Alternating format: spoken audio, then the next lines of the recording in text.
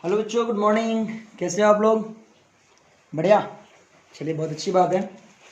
तो आज हम लोग पढ़ेंगे प्रश्नावली 3 जो कि है वृत्त। आपके एनसीईआरटी मैथ्स का जो प्रश्नावली 10 है वो है वृत्त। और वृत्त के बारे में जानेंगे कि वृत्त होता क्या है और इसके बारे में हम लोग पढ़ेंगे। आप सभी जानते हैं कि वृत्त जो होता है ऐसे गोल होता है, ठीक है, पूरा गोल होता है। ये थोड़ा टेढ़ा हो गया लेकिन पूरा गोल होता है। जैसे साइकिल का चक्का हो गया, ट्रक का चक्का हो गया, या कोई भी चीज़ जो गोल होती है वो वृत्त कहलाती है। आप लोग इसे जानते हैं। ये होता है वृत्त का केंद्र और यहाँ से एक लाइन खींची जाती है, वो होती है त्रिज्या।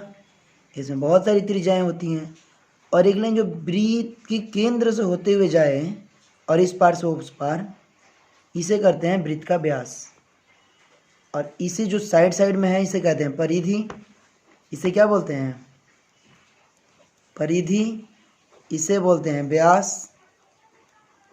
और इसे बोलते हैं त्रिज्या।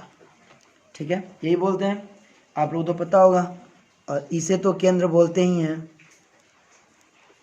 चलिए आज पढ़ेंगे हम लोग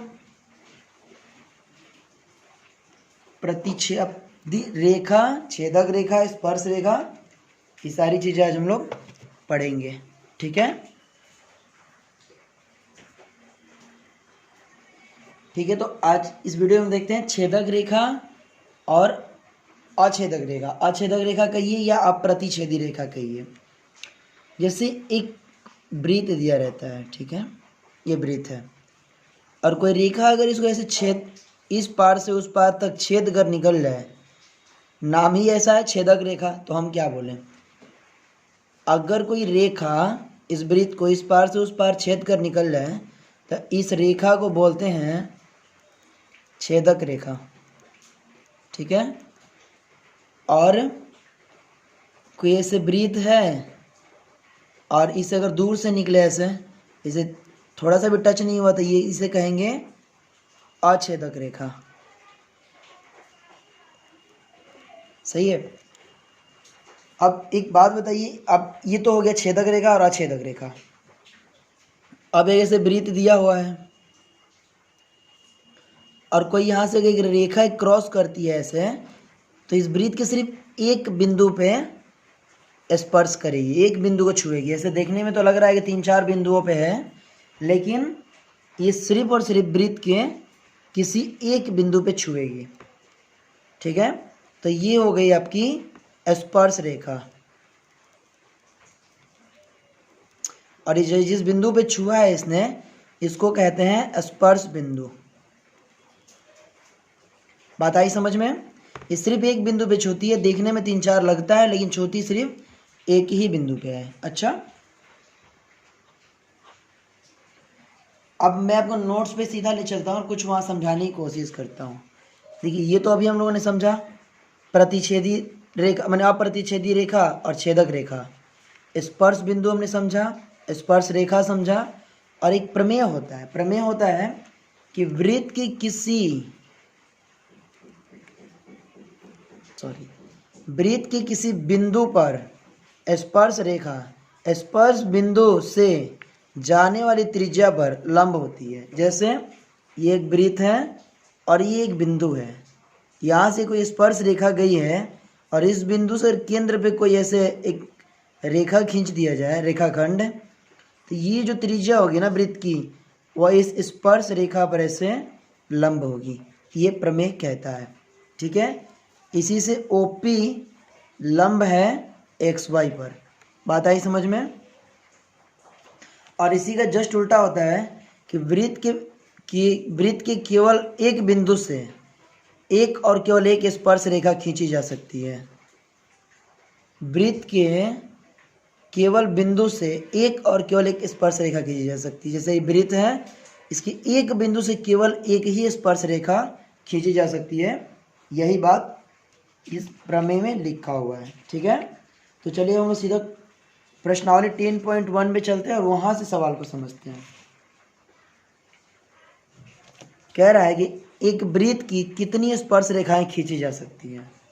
आप एक बात बताइए, क्वेश्चन नंबर 1 है प्रश्नावली 10.1 का, ये एक वृत्त है। आप बता सकते हैं इसमें कितने बिंदु हैं? अनगिनत बिंदु है। तो जब अनगिनत बिंदु हैं तो अनगिनत स्पर्श रेखा खींची जा सकती है। अब बात समझ रहे हैं? क्योंकि अगर एक बिंदु से एक स्पर्श रेखा खींची जा सकती है तो अनगिनत बिंदु से अनगिनत स्पर्श रेखा खींची जा सकती है। और यही नोट्स में लिखा हुआ है। प्रश्नावली 10.1 का आंसर 1 है, एक वृत्त की अपरिमित रूप से अनेक स्पर्श रेखा खींची जा सकती है। क्योंकि अनेक बिंदु है तो अनेक स्पर्श रेखा खींची जा सकती है। क्वेश्चन नंबर 2 कह रहा है 2 का 1, वृत्त किसी वृत्त की स्पर्श रेखा को, किसी वृत्त की स्पर्श रेखा उसे केवल एक बिंदु पर प्रतिच्छेद करती है। किसी वृत्त की स्पर्श रेखा उसे केवल एक बिंदु पर प्रतिच्छेद करती है। वृत्त को दो बिंदुओं पर प्रतिच्छेद करने वाली रेखा को क्या कहते हैं? छेदक रेखा कहते हैं। आप लोगों ने अभी देखा कि अगर कोई वृत्त की दो बिंदुओं पर अगर प्रतिच्छेद कर रही है, देखिए दो बिंदुओं पर प्रतिच्छेद कर रही है, तो इसे क्या बोलेंगे? छेदक रेखा कहेंगे। क्वेश्चन नंबर 3 कह रहा है एक वृत्त की डैश डैश समानांतर स्पर्श रेखाएं हो सकती हैं। ठीक है, एक वृत्त की समानांतर कितनी स्पर्श रेखाएं हो सकती हैं? केवल 2। ये एक वृत्त है। क्वेश्चन नंबर 10.1 का क्वेश्चन नंबर 2 का 3 है, ये एक वृत्त है, इसके समानांतर कितनी स्पर्श रेखाएं हो सकती है? तो ऐसे होंगी या ऐसे होंगी या ऐसे होंगी। समानांतर केवल दो ही रेखाएं हो सकती हैं, स्पर्श रेखाएं। इसे टच करके गुजरेगी ऐसे या ऐसे। ये गलत है, ये नहीं होगा। ठीक है, अब क्वेश्चन नंबर 4 है, कह रहा है वृत्त तथा उसकी स्पर्श रेखा के उभयनिष्ठ बिंदु को क्या कहते हैं? ये वृत्त है, वृत्त तथा उसकी स्पर्श रेखा, ये स्पर्श रेखा है, इस बिंदु पे टच किया है, तो वृत्त और स्पर्श रेखा के बीच में बिंदु है ना, तो इस बिंदु को क्या कहते हैं? स्पर्श बिंदु। ठीक है, अब यही चीज़, ये सारी बातें इस नोट्स में लिखी हुई हैं। ओके, क्वेश्चन नंबर 2 हो गया। क्वेश्चन नंबर 3 कह रहा है 5 सेंटीमीटर त्रिज्या वाले एक वृत्त के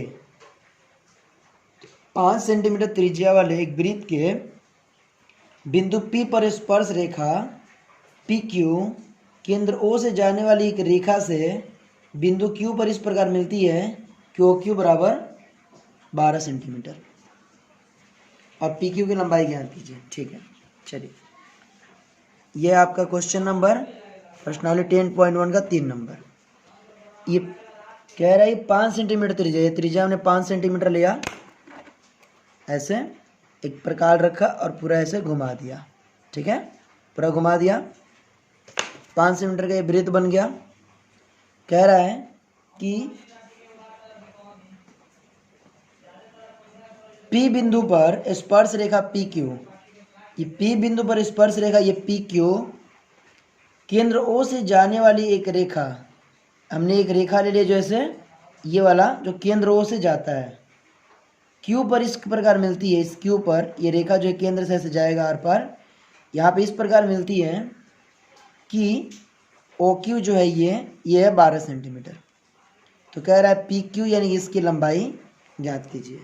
आपको याद होगा ये वृत्त का केंद्र है, ये स्पर्श बिंदु है, ये रेखा, ये जो त्रिज्या है वो लंब हो गई। तो जब ये लंब है तो ये आधार हो गया, ये लंब, ये आधार और ये कर्ण। तो पाइथागोरस प्रमेय से क्या होता है? कर्ण स्क्वायर और लंब स्क्वायर प्लस आधार स्क्वायर। फॉर्मूलाज रखा 12 का स्क्वायर और 5 स्क्वायर प्लस PQ स्क्वायर।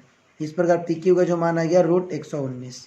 ठीक है, चलिए क्वेश्चन नंबर 4 देखते हैं। पहले क्वेश्चन नंबर 4 ड्रॉ करते हैं, क्या कहता है उसे ड्रॉ करते हैं।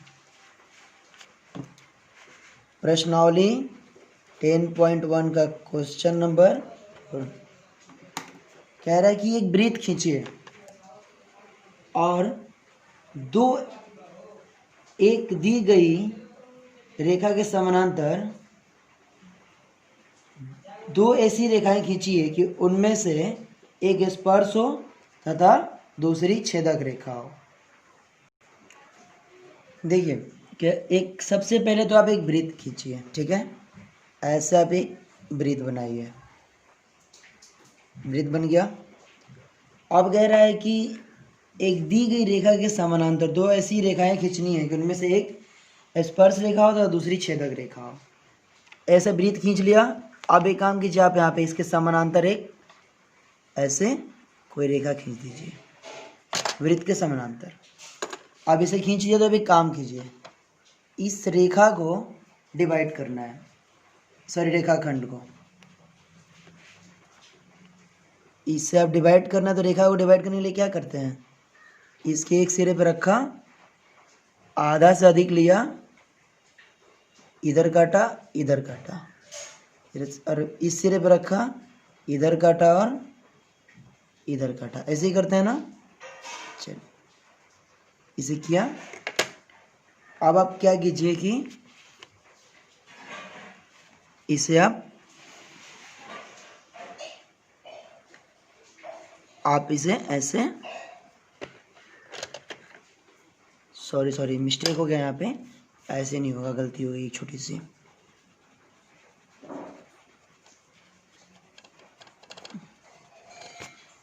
आप इसको ना पहले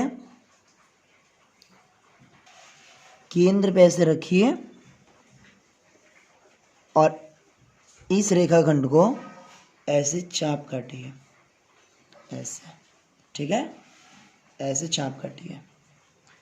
अब आप इसको डिवाइड कीजिए, आधा से अधिक लिया, इधर काटा और इधर काटा, फिर अब इस कट पे लिया, इधर काटा और इधर काटा, ठीक है।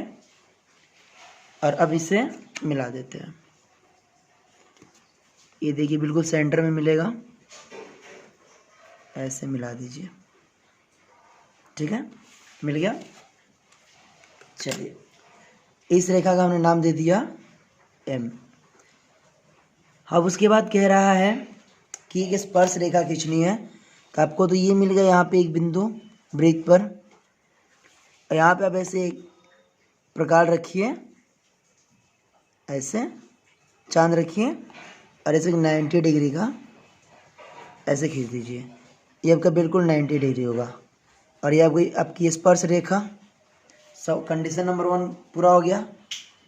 फिर कह रहा है कि एक ऐसा रेखा चाहिए जो वृत्त को दो जगह काटे, दो बिंदुओं पे। आप यहाँ अपनी मर्जी से लीजिए कोई भी बिंदु, ठीक है। यहाँ रखिए चांद, और ऐसे एक रेखा ड्रॉ कर दीजिए, हो गया। इसको ऐसे, ये भी 90 डिग्री होगा।